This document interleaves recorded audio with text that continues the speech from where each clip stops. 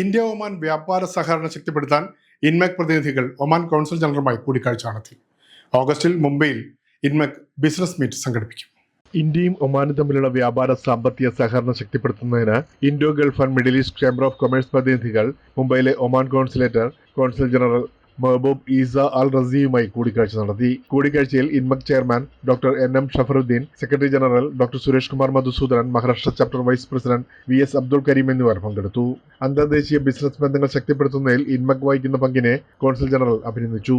ഭാവിയിലെ സംയുക്ത സംരംഭങ്ങൾക്ക് പൂർണ്ണ പിന്തുണയും വാഗ്ദാനം ചെയ്തു. ഓഗസ്റ്റിൽ മുംബൈയിൽ നടക്കുന്ന ഇൻമെക് ബിസിനസ് സമ്മിറ്റിൽ പങ്കെടുക്കാമെന്നും അറിയിച്ചു.